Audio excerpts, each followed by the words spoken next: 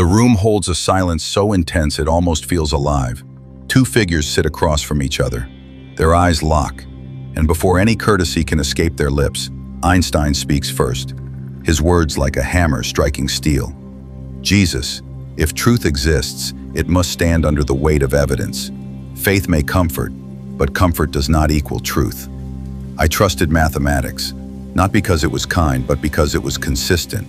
Tell me, how can you ask humanity to believe in miracles when science shows us order, not chaos? Jesus' face does not move. His voice is calm, but each syllable cuts like fire hidden in silk. Albert, you have studied the stars. You have mapped their movements, written their laws. But have you asked yourself why order exists at all? Who set the stage for the play you describe? You speak of consistency. I speak of the one who gave birth to consistency itself. Einstein leans back, shaking his head with impatience. If there was such a being, he is silent, absent, indifferent. My century was drowned in blood. Millions slaughtered, children burned. The Holocaust devoured my people. Where was God? Where was the order? Where was your father when reason collapsed into madness? The sorrow in Jesus' eyes glows like a flame refusing to die. His voice lowers, steady yet heavy with grief. God was in the arms of the dying, in the courage of those who resisted, in the tears shed for the lost. Albert, you want God to prevent every evil, but freedom without choice is no freedom at all. Love cannot be forced, and where freedom lives, risk follows. Yet even in the darkest night, the light does not vanish. It waits. Einstein's hands tighten on the table. His tone sharpens. Beautiful words, but reality does not bend for poetry. You speak of freedom, but what freedom did the infant in a gas chamber have? What freedom does a starving mother hold? Your explanation comforts, but it does not answer. If a God allows such things, then he is either powerless or cruel. Jesus' reply comes like thunder disguised as whisper. No, Albert. He is neither powerless nor cruel.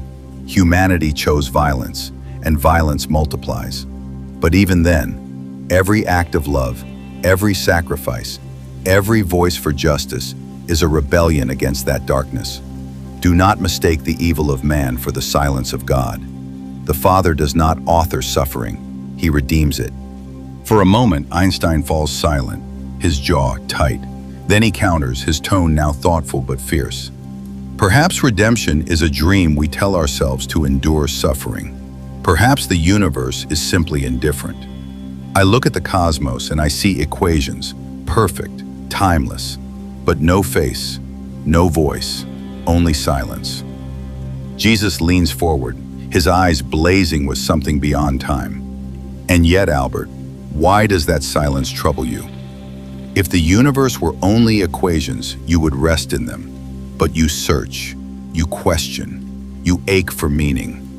Why does a man who trusts silence still demand an answer? The ache itself is evidence. Your longing is the fingerprint of God on your soul. Einstein blinks, startled. He whispers almost involuntarily. And what if that longing is only human weakness? What if faith is only wishful thinking dressed in sacred words? Jesus replies instantly, his tone rising with passion. Wishful thinking dies in the face of suffering, but faith is born there. My followers were hunted, tortured, executed. They did not cling to faith because it was easy. They clung because it was real. Albert, do you call the man who dies for love delusional? Or do you see that there are truths worth dying for? Truths greater than survival? Einstein leans forward now, fire matching fire. Then tell me, why should we choose faith over reason? Why not let humanity rise with science alone, free from the chains of religion? We can cure diseases, explore the stars, split the atom. What need is there for prophets and prayers when knowledge itself is power? Jesus' words strike like a sword of flame. Because knowledge without wisdom destroys. You split the atom, and the world trembled under the mushroom cloud. You built machines, and they enslaved the very souls they promised to free. Science is a tool, but love is a compass. Without love, knowledge becomes a weapon. Without compassion, progress becomes tyranny.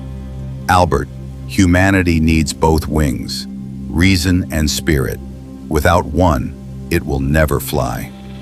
The room feels charged, as though invisible currents race between them. Einstein's breath grows heavier. His voice softens, almost tired.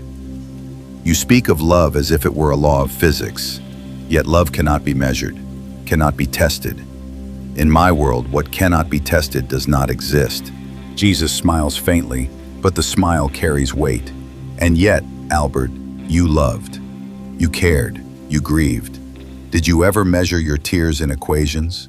Did you calculate the value of your mother's embrace? Was your first wonder at the stars an experiment, or was it awe? Some truths cannot be captured. They can only be lived. Einstein closes his eyes, silent for a long while. Then he opens them, his voice trembling with an honesty rarely spoken aloud. Perhaps you are right that awe is at the beginning of both faith and science. Perhaps we are both seekers, walking different roads. Jesus' tone softens, carrying warmth. Yes, Albert, the road of reason and the road of faith are not enemies. They are rivers flowing toward the same ocean. You with your equations, I with my parables. We both point beyond ourselves. The ultimate truth is not mine or yours. It is greater, eternal, beyond comprehension. Einstein exhales, slowly, deeply. A faint smile touches his lips. Then maybe the truest wisdom is to admit that neither science nor faith can claim the final word. Perhaps the universe is a symphony, and we each hear different notes.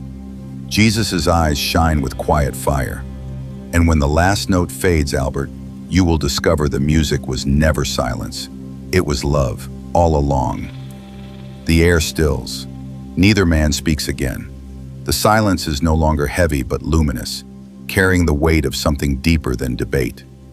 For a moment, it feels as though the universe itself leans closer, listening. And in that silence, faith and science cease to be enemies. They stand instead as two hands of the same truth, reaching for eternity.